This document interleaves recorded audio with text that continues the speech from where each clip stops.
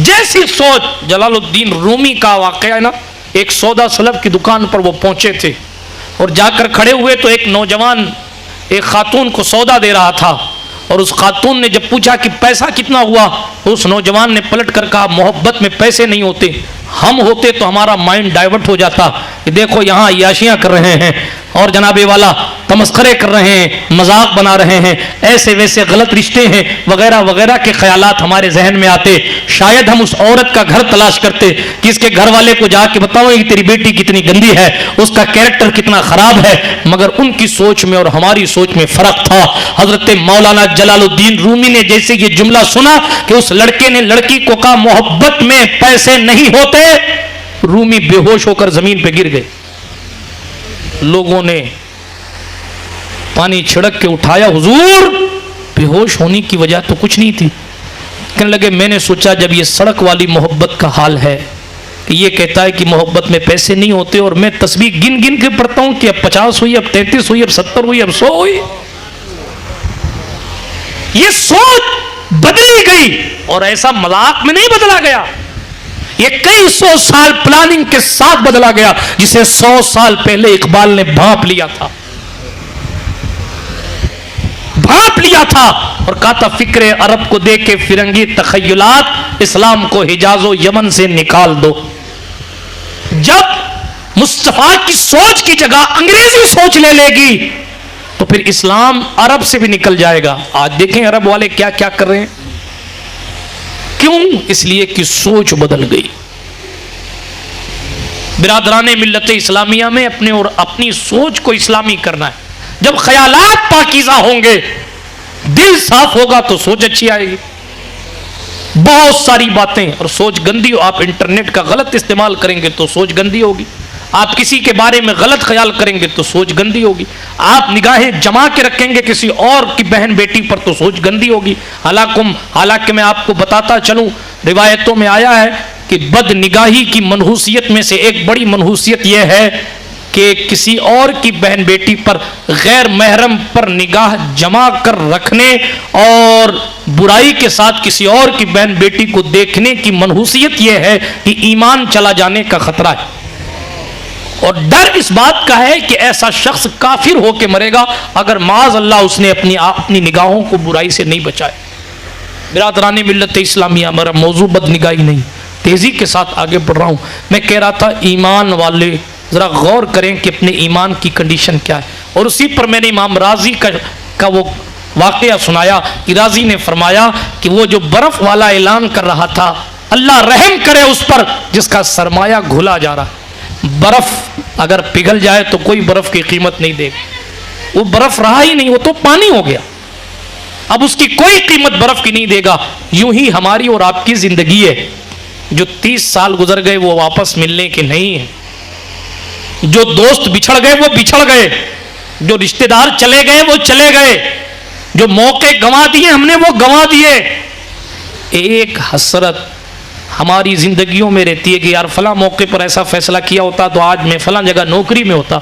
उसको पूरी जिंदगी याद करते हैं कि अगर मैं थोड़ा पढ़ा होता तो इतनी नौकरी कर लेता, फला ऑफर को एक्सेप्ट कर लिया होता तो आज बहुत पैसे हो जाते मेरे पास। जरा ये भी तो सोचें, कहीं उस दिन ये सब ना सोचना पड़े जहाँ से वापस पलट आने की जगह ना हो कि काश मैंने 4 नमाजें 5 वक्त की नमाजें पढ़ी होती तो कुछ सुकून मिल जाता। जिस दिन के बारे में कुरान ने कहा, जिस दिन की कंडीशन यौम यक़ूमुर रूह वल मलाइकतु सफ़्फ़ा, जिब्रील अमीन समेत फरिश्ते एक लाइन में खड़े किए जाएंगे। ला यतकल्लमून इल्ला मन अज़िन लहुर रहमान, सिफारिश तो दूर की बात है, अल्लाह इजाजत जिसे न दे उसे बात करने तक की इजाजत वहां नहीं होगी। उस दिन क्या करेंगे? पूछा जाएगा कि नमाज कितनी पढ़ी है तो क्या कहेंगे? हमने तो टीवी देखने में नमाज सर्फ कर दी। क्या कहेंगे? वो दोस्त चाय के होटल पर लेके चला गया था, वो कीमे के समोसे खिलाने लेके चला गया था, इसलिए वक्त ज़ाय हो गया। जब बर्फ घुल जाएगा तो फिर हाथ कुछ नहीं आना है। एक बादशाह ने एक इलाके को फतह किया और फतह करने के बाद उसने सोचा कि लाओ आज उस बस्ती का जायजा लें। जब उस बस्ती का जायजा लेने के लिए वो निकला तो बस्ती को घूमते उबूर करते हुए कब्रिस्तान जा पहुंचा। और जब कब्रिस्तान पहुंचा तो कब्रों के किनारे कतबे लगे थे। देखते हैं ना आप, पत्थर लगे होते हैं, नाम, बाप का नाम, किस साल में बंदा इंतकाल कर गया। वो उस इलाके में कतबे पर साल के साथ साथ ये भी लिखा हुआ था कि इसकी उम्र कितने साल थी। ये भी लिखा था कि इसकी उम्र कितने साल थी, यानी जब इंतकाल हुआ तो उस वक्त इसकी उम्र कितने साल थी। तवज्जो है आपकी, उस वक्त इसकी उम्र कितने साल थी। हैरत है कि कब्रों के किनारे जो कतबे लगे थे, किसी में लिखा था 5 साल उम्र, किसी में लिखा था 3 साल उम्र, किसी में लिखा था 2 साल उम्र। बादशाह बड़ा हैरान हुआ और उसने कौम के बुजुर्गों को बुलाया, एक सवाल करता हूं, उसका सही जवाब दो। कहा हुजूर पूछिए। कहा जिस वक्त मेरी फौज जंग कर रही थी उस वक्त लड़ने वालों में जवान भी थे, बुजुर्ग भी थे और बड़ी उम्र के लोग भी थे, तो फिर यहां कोई ऐसा नहीं है जिसकी कब्र के किनारे ये लिखा हो कि ये 50 साल का होके मरा, ये 40 साल का होके मरा, ये 30 साल होके इसको शहादत मिली, ये फलां सन में इंतकाल कर गया, फलां इतनी उम्र में इंतकाल कर गया। किसी में 2 साल लिखा है, किसी में 4, किसी में 5। क्या माजरा है। उन्होंने कहा बादशाह सलामत, इजाजत दें और जान की अमान दे तो बता दे। कहा बताओ। का बात सिर्फ इतनी है कि हम, जरा गौर से सुनिएगा, हम जिंदगी को इस हिसाब से काउंट नहीं करते कि ये किस सन में पैदा हुआ है और किस सन तक इसकी उम्र कितनी है। मैं 91 में पैदा हुआ, सितंबर में 32 का हो जाऊंगा, ये हमारी और आपकी कंडीशन है। लेकिन उन लोगों का लेवल सोचने का ये था कि 24 घंटे में अगर उसने 15-15 मिनट इबादत में खर्च किए 5 बार,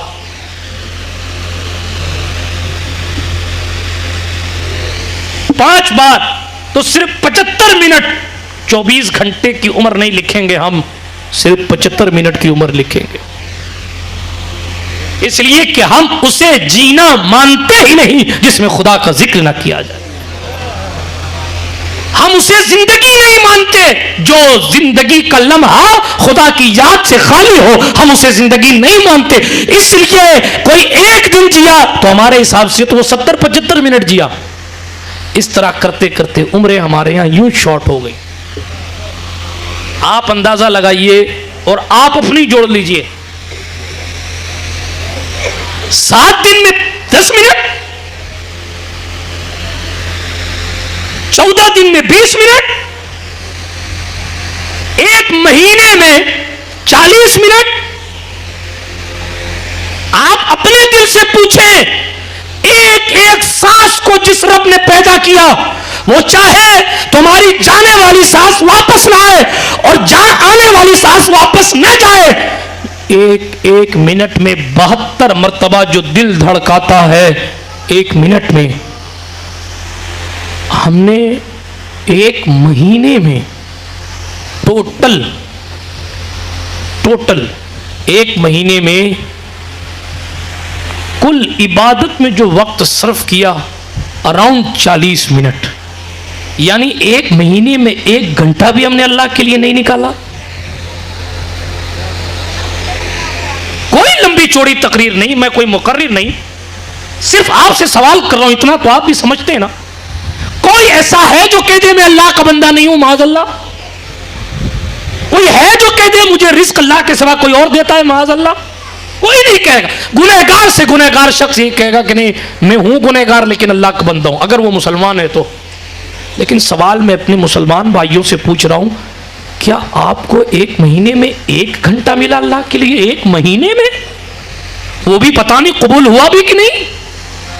और नए जो मोबाइल आ रहे हैं वो फंक्शंस दे रहे हैं, वरना अलग से एप्लीकेशन डाउनलोड होते हैं, डाउनलोड कर लीजिए कि आपने 24 घंटे में अपने मोबाइल की स्क्रीन को कितनी बार जगाया, वेकअप किया और कितनी देर तक आपने स्क्रीन का यूज किया। आप अपने मोबाइल में वो चीज करके देख लीजिएगा। पूरा न मानिए 12 घंटे से जायद हमने मोबाइल को दिया। आप अपने आप से पूछिए, सवाल अपने आप से करें। जिसने पैदा किया उसके लिए पूरे दिन में 1 मिनट भी नहीं निकला, 7 दिन में 10 मिनट निकला। और जिसको आपने खरीदा है उसके लिए आपके पास 12-12 घंटे और फिर रोना है कि रिस्क में बरकत नहीं है। मौलवी साहब तावीज़ बना दो, पीर साहब दुआ कर दो, सैयद साहब ज़रा हाथ उठा दो। किसी के बाप की कोई जागीर नहीं है। मेरे और आपके रसूल ने फरमाया, कुन फि दुनिया का अन्ना का गरीब, दुनिया में ऐसे रहो जैसे मुसाफिर रहता है। क्या आप रह रहे हैं मुसाफिर की तरह? नहीं रह रहे।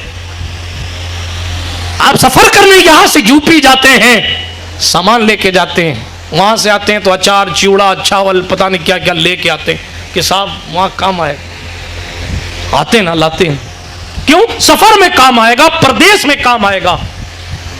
मिसाल दे रहा हूं, जब परदेश में काम आने के लिए आप बोझा वहां से उठा के 1000 किलोमीटर से मेरे भाई ले आते हो, हालांकि 1000 किलोमीटर है, थोड़ा सा खर्चा होगा, दोबारा जा सकते हो, लेकिन आखिरी सफर जब होगा क्या वहां से दोबारा आ सकोगे? कई किलो का बोझा उठा के ट्रेन में लाद के जनरल डब्बे या रिजर्वेशन डब्बे में मेहनत के साथ उठा के ले आते हो। गुजारिश करूंगा, जो जिंदगी के दिन बचे हैं, तौबा करके गुनाहों का बोझा नीचे पटको और नेकियों का ताज सर पे सजाओ और अपने मालिक को राजी करने वाले काम करो। दिल को मुसलमान बनाओ यहां से। जब यहां से मुसलमान हो जाएंगे तो कदम कदम पर सिक्योरिटी की जरूरत नहीं होगी, सीसीटीवी कैमरे की जरूरत नहीं होगी आपको गुनाहों से रोकने के लिए। कदम कदम पर मौलवी साहब, इमाम साहब, मुफ्ती साहब, सैयद साहब की जरूरत नहीं होगी आपको गुनाहों से रोकने के लिए। यहां से आवाज आएगी, कोई देखे न देखे खुदा तो देखता है। बात समझ आ रही है आपको? जिंदगी के इन दिनों को जाया मत करो खुदा के वास्ते। जो चला गया वो चला। और आप ये जो दूसरी चीजों में खर्चा कर रहे हैं ना, आईपीएल में खर्चा कर रहे हैं, टाइम वेस्ट कर रहे हैं, हराम कमा रहे हैं, डूब रहे हैं, कर्जे में हैं, इधर फिजूल खर्ची, शादियों में, नाच गानों में। बताइए कितनी हैरत की बात है। भी मौलाना अब्दुल कय्यूम साहब बता रहे थे कि ऐसी भी औलादें जो अपने माँ बाप के हवाले से इतनी नाजिबा कलिमात की थी। मैं तो डर रहा था कि पता नहीं वो मुसलमान होकर भी मर पाएगा कि नहीं मर पाएगा। ये उलमा बैठे हैं, क्या हदीस नहीं है कि हज़रत अलकमा को कलमा नहीं आ रहा था? सहाबी से बड़ा दर्जा है क्या आपका? सहाबी की जबान पर कलमा नहीं आ रहा है, हालांकि वो महफूज लोग हैं। ये तालीम उम्मत के लिए था, ये मेरी मोहब्बत सहाबा है, ये तालीम उम्मत के लिए था। हालांकि हुजूर दुआ कर देते तो जहन्नमियों को जन्नत मिल जाती, वो तो हुजूर के सहाबी थे। लेकिन उम्मत को तालीम देनी थी कि अगर मेरा सहाबी भी माँ को नाराज करे तो मैं उसके लिए कोई स्पेशल प्रोटोकॉल नहीं लगाता जब तक कि माँ माफ ना कर दे। जब सहाबी के लिए कानून लगा दिया तो आप किस खेत के? अल्लाह के रसूल अलैहिस्सलाम ने फरमाया, वालिदैन की अजमत के हवाले से बात नहीं करता। एक हदीस पढ़ता हूं, वरना मौजू बदल जाएगा, दूर चली जाएगी बात। सिर्फ एक हदीस पढ़ता हूं, हदीस मुरसल है, मिशकात शरीफ में हदीस मौजूद है। अल्लाह के रसूल ने फरमाया, जो जुमे के दिन अपने माँ बाप की कब्र पर या उन दोनों में से किसी एक की कब्र पर जाएगा जुमे के दिन, हुजूर फरमाते गुफिरा लहू व कुतिबा बर्रा, अल्लाह उसको बख्श देगा और उसको नेक लोगों में लिख दे। कब्र पर सलाम करने जाए तो ये फजीलत है। हदीस शरीफ में आया, माल में बरकत ना होती है, इधर से तावीज ले लो, उधर से तावीज ले लो, यहां रो रहे हो, वहां रो रहे हो। अरे रीजन क्या बरकत उठने का? इस पर भी तो कुछ गौर कर लो। शक्कर खाते रहो तो शुगर की दवा भी लेते रहो, ये क्या इलाज है भाई? पहले शक्कर बंद कर, फिर दवा ले। जिस घर में मौलाए कायनात फरमाते, जिस घर में औरतों के हुकूक अदा नहीं किए जाते, अल्लाह बरकतें छीन लेता। आप बीवियों को मार के सोचते हैं कि इधर उधर पीर साहब के हाथ चूम लेंगे तो जन्नत हमारे कदम, पीर साहब तुम्हारे चक्कर में नहीं ठोके जावे।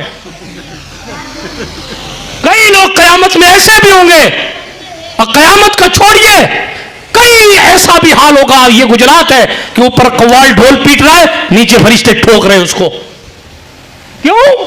इसलिए कि शरीयत का मजाक बनाकर जिंदगी गुजार रहे। इमाम हसन मुश्तबा के बारे में हसन बसरी ने कहा, पढ़े उठा के और आके गम, रोज़तुश शुहदा और दीगर बहुत सारी किताब, अनवारुल बयान तक में लिखा है ना, और बहुत सारी किताबों में लिखा। मौला हसन जो अपने हुजूर के कंधे पर बैठकर घूमते थे, वो काबे के खिलाफ को पकड़कर जार जार रो रहे थे। और हसन बसरी ने कहा था कि वो बंदा इतनी जोर से रो रहा था, मैंने पीछे से देखा नहीं कि कौन है, लेकिन बहुत जोर जोर से रो रहा था। मैंने सोचा, मैं अपनी दुआ भूल गया, सोचा कि इसको बताऊं कि मेरा अल्लाह बड़ा करीम है, इस रोने वाले को बताऊं कि मेरे रसूल बड़े रहीम हैं। अल्लाह ने उनको रहीम कहा है, रऊफ़ कहा है, वो रहमतुल लिल आलमीन है। ये काबे के खिलाफ को छोड़ेगा, इसकी दुआ रुकेगी तब मैं इसको तसल्ली दूंगा। उस दुआ करने वाले ने दुआ की और पलट कर जाने लगा। हसन बसरी कहते मैं पीछे पीछे चला, मैंने पीछे से चादर पकड़ी, कहा अल्लाह के बंदे जरा ठहर के मैं तुझे तसल्ली दूं कि मेरा अल्लाह बड़ा करीम है। तो उस बंदे ने सीधे सीधे मुंह करके फरमाया, ऐ हसन छोड़ दे मेरा दामन। हजरत हसन बसरी कहते मुझे और तजस्सुस हुआ कि इसने मुझे देखा भी नहीं, फिर भी पहचान लिया। तेजी से पढ़ रहा हूँ वाक़या। सरकार हसन बसरी कहते हैं मैं थोड़ा सा आगे गया और जब मैंने चेहरा देखा, फ़ैज़ा हुआ हसन इब्न अली। अचानक मेरी नजर जिस चेहरे पर पड़ी तो वो कोई और नहीं, वो अली हैदर का जानशीन अकबर हजरत इमाम हसन मुजतबा थे। आज हालात इतने नागुफ्ता भी हो गए कि जिसको देखो वो अपना पट्टा दिखा रहा है, जन्नत में अपना पट्टा दिखा रहा है। उमर बिन खत्ताब जाते जाते कह रहे हैं कि अल्लाह मुझे बराबर सराबर छोड़ दे। क्या नहीं तबक़ात इब्न साद में लिखा हुआ है? बात दूर न चली जाए, लेकिन खुदा का खौफ पैदा कीजिए। हम वक्त जाय कर रहे हैं लोडू में, तीन पत्ती में, गेम में, टेलीविजन में। उमर बिन खत्ताब एक दिन लोगों के बीच में बैठे थे, आपको ऊँग आ गई। जब ऊँग आई तो साहबी ने कहा, ए उमर सोते नहीं हो? उमर बिन खत्ताब ने कहा, हाँ हाँ नहीं सोता। क्यों नहीं सोते हो? उमर फारूक आजम जिसके बारे में हुजूर ने जन्नती होने की जमानत दी, बल्कि शियों के मुंह पर तमाचा मारते हुए अहले सुन्नत की नुमाइंदगी करते हुए कह दो, हमारे नजदीक उमर का जन्नती होना इतना ही यकीनी है जितना कुरान की आयत का आयत होना यकीनी है। अहले सुन्नत का इमाम कहता है वो उमर जिसके आदा पे शहदा सकल उस खुदा दोस्त हजरत पे लाखों सलाम। सोते नहीं, उमर का नहीं सोता। दिन में सोता हूं तो मखलूक का हक जाये हो जाता है कि लोग अर्जियां लेकर आते हैं, वफ्द मिलने आते हैं, दुनिया मसला पूछने आती है। मस्जिद नबवी की इमामत करता हूं, दीन फैलाता हूं, हदीस सुनाता हूं, लोगों को दीन पढ़ाता हूं, मुसलमान करता हूं। दिन में अगर सोऊं तो मखलूक का हक पामाल होता है, और रात को सोऊं तो अल्लाह ने जो मेरे हिस्से में रखा है वो नहीं मिलता है। इसलिए उमर न दिन को सोता है न रात को सोता। हज़रत शेख सिर्री सिख्ती के हवाले से जुनैद बगदादी ने लिखा, मेरे पीर शेख सिर्री सिख्ती को मैंने 76 या 78 का आंकड़ा 78 ईयर्स 78 साल जुनैद बगदादी कहते हैं मैंने अपने पीर शेख सिर्री सिख्ती को 78 साल तक 78 ईयर्स तक देखा। एक दिन भी रात में नहीं सोए, एक दिन। आप क्या समझते हैं 8 घंटे की नींद भी पूरी करनी है, आंखों से बुराई भी करनी है, दिल में छल कपट बुग़्ज़ हसद जलन भी रखना है, दूसरों के साथ बुराई भी करनी है, दूसरों के लिए बदुआएं भी करनी है, और जन्नत भी मिल जानी है। मजाक है? शहादत गहे उल्फत में कदम रखना है। लोग आसान समझते हैं मुसलमान होना। आखिरी किस्सा पढ़ रहा हूं, और ये कहते हुए आप ये सब करके क्या बनेंगे? अमेरिका के राष्ट्रपति बन जाएंगे क्या? क्या तरक्की करेंगे? ये जो आप पैसे इधर जाए कर रहे हैं, उधर बर्बाद कर रहे हैं, इधर दिखावा, उधर टाइम पास, इधर वक्त, इधर दिल को सुकून देने के लिए कानों में ईयरफोन डालकर पूरी पूरी रात गाने सुन रहे हैं, नापाक नापाक सो रहे हैं। क्या कोई नेक फरिश्ता, रहमत वाला फरिश्ता आएगा आपके पास? खुदा ना खास्ता उसी हाल में मर गए तो क्या जन्नत भी जा सकेंगे? अल्लाह ही जाने।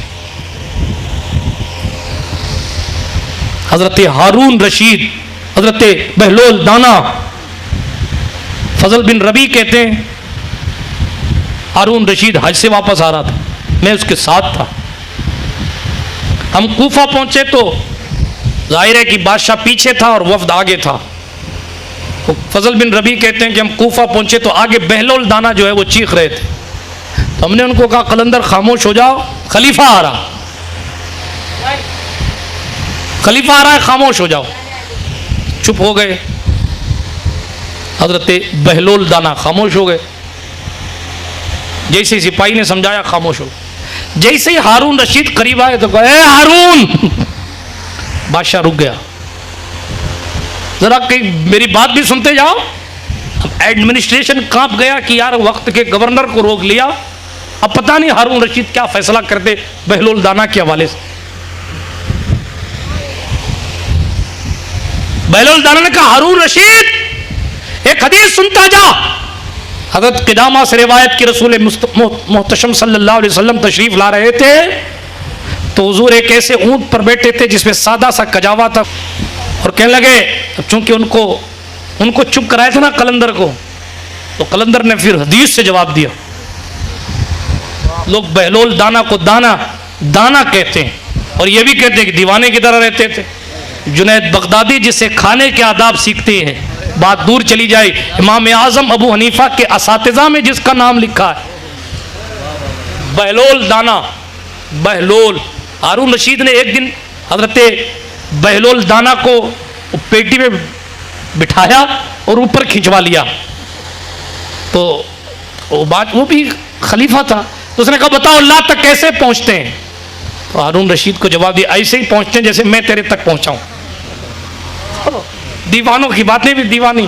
कहा ऐसे कैसे पहुंचते हैं? कहा तूने चाहा मैं आ गया, वो चाहेगा तो चला जाएगा, बस ऐसे ही अल्लाह तक पहुंचते हैं, जिस दिन वो चाहेगा तू वहां तक पहुंच जाएगा। हारून रशीद ने कहा बाबा आप जाइए।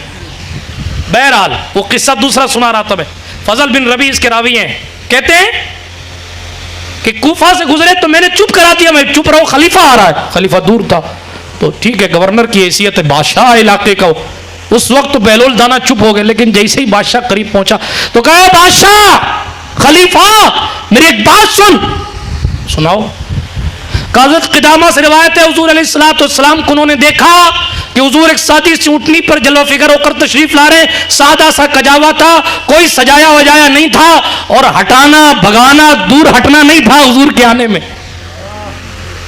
हालांकि इस दौर में खतीबों को स्टेज पर आने के लिए भी इस रिवायत पर गौर करना चाहिए। अगर आज बहलोल दाना होते तो वो भी टोक देते, ए मौलाना ये हटाना बचाना भगाना छुड़ाना ये हुजूर में नहीं था तो आप में कहां से आ गया? मंजिल इश्क में तस्लीम व रज़ा मुश्किल है, जिनके रुतबे हैं सिवा उनको सिवा मुश्किल।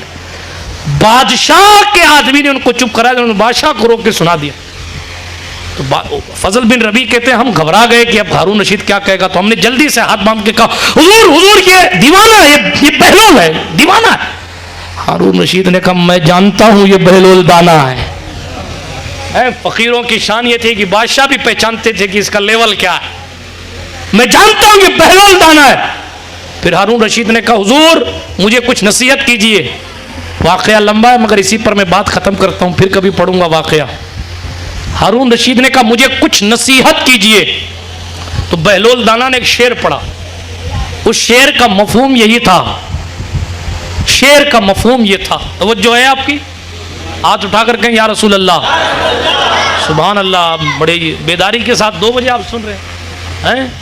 ये शाह आलम के साये का असर है, ये मेरी खुशकिस्मती है, ये मेरी तकदीर मुझे यहाँ तक लेकर आई है कि सैयद सिराजुद्दीन बुखारी सोहरवर्दी शाह आलम के साये करम में बयान हो रहा है। इस उम्मीद पर कि उनकी चौखट पर हाज़िरी देने वाले इंसानों के साथ जिन्नात और जो कुछ उनके खुद्दाम ज़ाहिरी बातनी तौर पर वहाँ हाजिर रहते हैं बशमूल हज़रत की ज़ात के, इंशाअल्लाह रहमान इतनी शहादत तो काफ़ी होगी कि हाँ हमारे इलाके में कुछ हमारे रब की बात करके गया था, इसीलिए इसको जैसे तैसे ही सही छोड़ दिया जाए इंशाअल्लाह रहमान। बात को ख़त्म कर रहा हूँ तेज़ी के साथ। बहलोल दाना ने हारून रशीद को रोका। हारून रशीद ने कहा फिर हज़रत कुछ मुझे नसीहत फरमा दीजिए। नसीहत फरमाने का कहा ना, तो उन्होंने शेर पढ़ा और उस शेर का मफहूम ये था कि तू अगर पूरी दुनिया का बादशाह हो जाए, कहाँ का? पूरी दुनिया का, बहुत बड़ी बात है। मोदी जी एक मुल्क के प्राइम मिनिस्टर हैं, मोहम्मद बिन सलमान एक मुल्क का वली अहद है, प्राइम मिनिस्टर भी नहीं है अभी तो उसका बाप जिंदा है। रजब तैयब उर्दगान एक मुल्क के राष्ट्रपति हैं। एक एक मुल्क है, जो छोटा हो बड़ा है मुल्क। पूरी दुनिया का कोई हाकिम है इस वक्त? कोई नहीं, कोई नहीं। अमेरिका खुद को समझ रहा था, रूस ने औकात याद दिला के रखी है आजकल। हाँ, मन लम यारिफ अहल ज़मानी फहुवा जाहिल। तवज्जो है? हाँ, तीसरी आलमी जंग की तैयारी हो रही है, अल्लाह जाने कब हो। उधर तीसरी आलमी जंग की तैयारी हो रही है, इधर लोग ग़ज़वा हिंद से डरा डरा कर वोट ले रहे हैं। हमें गज़वा हिंद को लेकर हमारे यहाँ ही इख्तिलाफ है कि हो गया है या होगा, तो तुम्हारे तक खबर किसने पहुंचा दी? हमारे बाज लोगों ने कहा कि भाई वो जो दौर चला गया गजनवी का और मुगलों का, हो गया गजवा। बाज ने कहा नहीं, कुर्बे क़यामत आएगा। हमारे यहाँ अभी इख्तिलाफ चल रहा है कि होगा कि नहीं होगा। उधर कहीं के मुख्यमंत्री, कहीं के फलाना मंत्री माइक पे कर हम होने नहीं देंगे, हमें अभी तो हमें नहीं पता कि कब होगा, तू कब रोकेगा उन्हें? दिल के बोले जल उठे, सीने के दर्द जाने दे। बहरहाल दूसरी तरफ बात न चली जाए, बात को खत्म है। खलीफा को रोक के, हारून रशीद को रोक के बहलोल दाना ने कहा पूरी दुनिया का भी अगर तू मालिक हो जाए बफर्ज मुहाल, पूरी दुनिया तेरी मानने लग जाए, दो चीजें। पहली बात तो यह कोई पूरी दुनिया का मालिक ही नहीं होता, और अगर हो भी जाए, अब एक मुल्क का कोई प्रधानमंत्री है क्या हिंदुस्तान का हर बंदा उसकी मानता है? नहीं मानता। अलग पार्टी वाले अलग हैं, उधर वाले अलग हैं, उधर वाले अलग हैं। बहलोल क्या कह रहे हैं? पूरी दुनिया का मालिक हो जा अगर, और दुनिया का हर बंदा तेरी मानने भी लग जाए, तो इस लेवल पर भी पहुंच जाए तो भी हारून तुझे कब्र में जाना है। आपको और हमको तो गली के बच्चे नहीं पहचानते, हमारे भगाने से कुत्ते नहीं भाग रहे। इतने खतरनाक कुत्ते हो गए इस दौर के, कहीं कहीं तो वजीफा करने वाले भी ऐसे ही हो गए कि मुफ्ती साहब ने, हजरत ने उनको वजीफा बता दिया, वो कल बोम बासितुन ज़िराए बिल वसीयत पढ़ लेना, तो पीछे भी देख रहा है कल बोम बास। ये हालात अल अमान वल हफीज़। सोचें आप दुनिया का मालिक भी हो जाए और दुनिया के सारे लोग तेरी मानने भी लग जाएं, फिर भी हारून तुझे कब्र में जाना है, और कब्र में जाकर सदियों तक उसी कब्र में अकेला रहना है। और भी बहुत सारी बातें हारून रशीद ने करी थी, लेकिन मैं सिर्फ आपको इतना अर्ज कर रहा था महल इस्तिशहाद ये कि आप ये बुरे काम करके कितनी तरक्की हासिल करेंगे, कहां तक पहुंचेंगे। जहां तक भी आप सोच सके कि वहां तक पहुंचेंगे, वहां के बाद भी तो आपको दफनाया ही जाएगा, और कब्र में तो ये करेंसी चलेगी नहीं। क्या ऐसा है कि साहब हमने जो कॉइन जमा किए हैं जुए खेल खेल के वो फरिश्ते ले लेंगे? माज़ अल्लाह, कब्र में काम आएगा। वहां तो एक करेंसी चलेगी, वो है नेकियों की करेंसी। सवाब है चलेगी, नहीं है तो खुदा हाफिज जहन्नम की खिड़कियां खोल दी जाए। आपने मजाक समझ रखा है कब्र की तारीकी को, हालांकि डरावनी शक्ल के फरिश्ते आएंगे और अपने दांतों से कब्र की दीवार को चीरते हुए आपसे डांटते हुए पूछेंगे, बोल तेरा रब कौन है? जिसने एक एक महीने में अल्लाह की सदा 100 बार नहीं लगाई, क्या ऐसी डांट और खौफ के आलम में उसे खुदा याद आ जाएगा? लेकिन जो चलते चलते भी अल्लाह अल्लाह अल्लाह अल्लाह अल्लाह करता रहेगा, उसको जब वहां फरिश्ते पूछेंगे बोल तेरा रब कौन है, तो उसकी जबान से बेधड़क ही निकल जाएगा अल्लाह। इंशाअल्लाह। तेरा दीन क्या है? दीन के बारे में पढ़ा होता, दीन की अहमियत को जाना होता, दीन के लिए खिदमत की होती तो याद आ जाता, याद आ जाएगा कि मेरा दीन तो वो दीन है जो अल्लाह का पसंदीदा दीन है। दीनी अल इस्लाम, मेरा दीन इस्लाम है। फिर फरिश्ते पूछेंगे मा कुन्त तक़ूलु फ़ी हक़्क़ि हाज़ा रजुल, इस मर्द कामिल के बारे में क्या कहते थे? चंबूड़िया होगा तो कहेगा पीठ पीछे की खबर नहीं थी, ये कहते थे। वहां कह नहीं सकेगा खबीस, यहां भले कह लिया हो, वहां मजाल नहीं पड़ेगी कह सके, नहीं।